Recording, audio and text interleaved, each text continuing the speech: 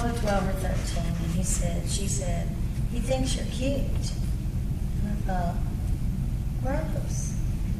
It was a little girl, right? Gross. And I thought nothing else about it. Went on trying to be a child, right? And I remember the next week going to the top of the apartments and being in front of this door, and I remember her knocking on the door, and she stood to the side. And I was standing there, and this man opened the door, and I remember coming into the apartment.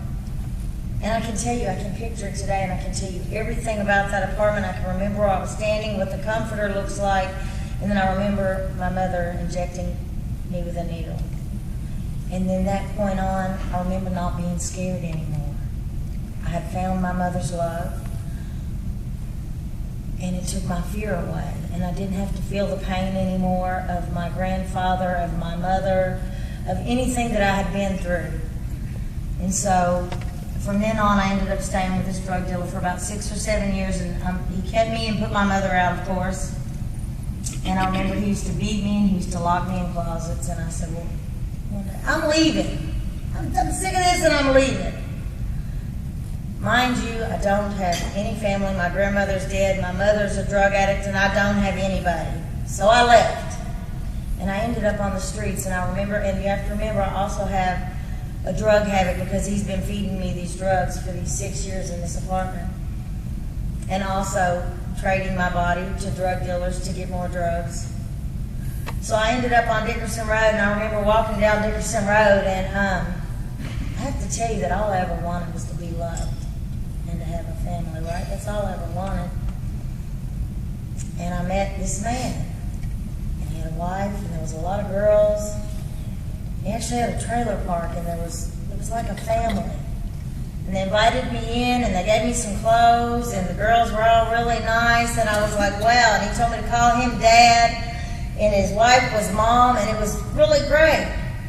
They gave me drugs, and for about the first year, I floated through okay with his family and thought it was okay. And then, like the second year, is when he had me to start recruiting other girls, and then I would see things happen to girls, and I would see girls disappear, and I would see girls get beat, and I really figured out where I was at and what I had gotten myself into. And there was no way out. And I ended up being trafficked across the United States for 10 years by this man.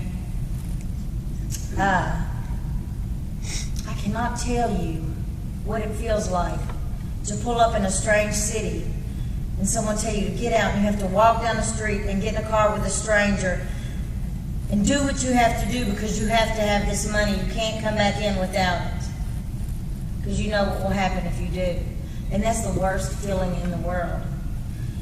And I actually tried to leave one time, and she's talking about buying and selling, and a man bought me for $1,500 once. And he beat me so bad, I begged the other man to buy me back.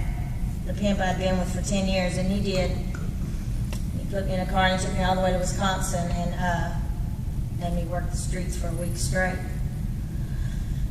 But I tell you all this to tell you a point of God did for me what I couldn't do for myself, and he had this man locked up in the federal penitentiary.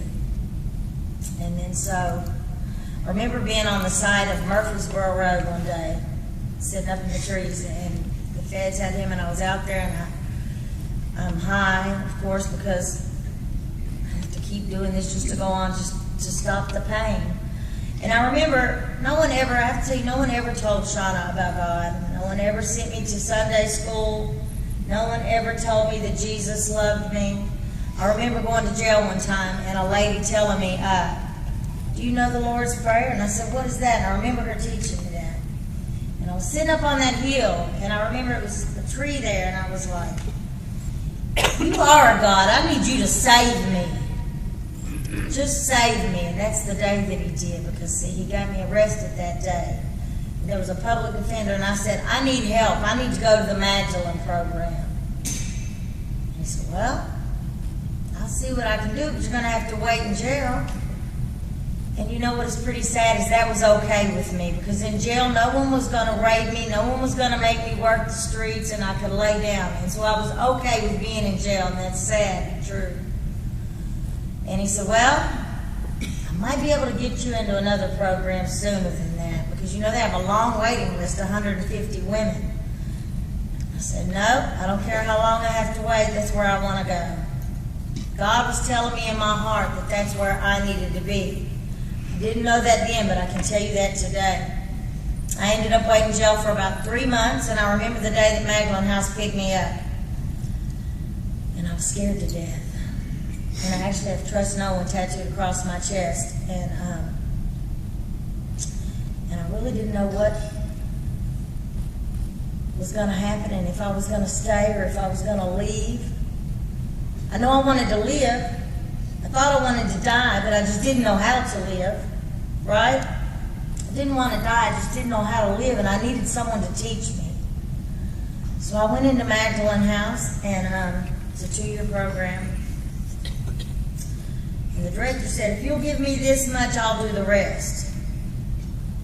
We're going to take you shopping later on today because you don't have any clothes. And I thought, well, I want to go shopping. I'll stay the night, right? So one night turned into another night, and they told me to just sit down and be still. And that's what I did. And before I knew it, I had 365 days put together.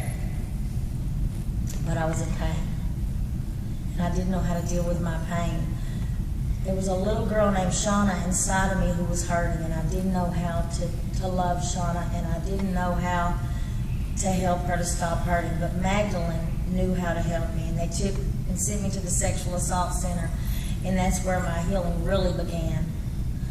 And so I learned how to love Shana, and I came to Thistle Farms and I started work. And I have to tell you that I have a 7th grade education, and everyone told me that I was stupid, and they were a lie. Because I'm very smart. So Thistle Farm said, I think if you want to go to Belmont on Fridays to learn computers, you can, and I did, and I loved it. And now I'm on the sales team. I handle 268 accounts across the country. We have an account in Singapore. I speak out for women because I feel like I'm a voice for a woman. Because while we're sitting here tonight eating this beautiful meal, there is a woman I know standing outside on the side of a road, and I can feel the feeling inside of me standing right here that she's having. And it's a horrible feeling. And this has been going on for a long time, y'all. People act like this is just this big revelation that just started happening. Well, it didn't. It's been around for a long time.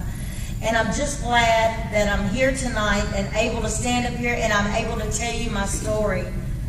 Because it's not only my story, it's every woman's story who's out there. It's 1,000 stories.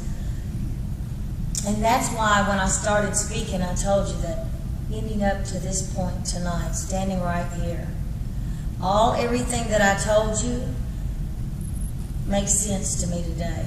He never left me on my journey. He was always there with me. Everything I went through. And now it's time for me to help the next woman that's along the way. Bianca is one of our newest residents, and she is the very most important lady that is here tonight. Ronza and I have graduated the program. We both live on our own now. We work full-time for Thistle Farms. We have beautiful houses. God brought us everything to it. I have a 55-inch flat-screen TV, and I'm here to tell you God delivered it to my front door.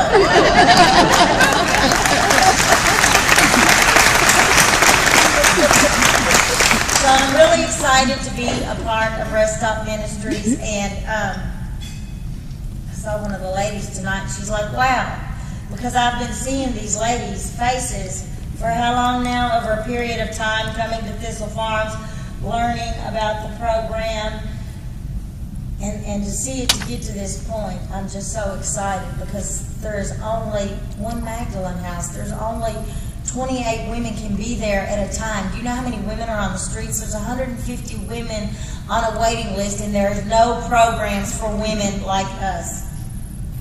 I know Becca Stevens always says, if you want to kill a village, rape the women. If you want to heal a village, heal the women. And it takes the whole community. There's no way that I could have took 22 years of abuse that I had been through in a 28-day program and turned my life around. I have 3 years clean November the 20th, and I'm just now starting to heal.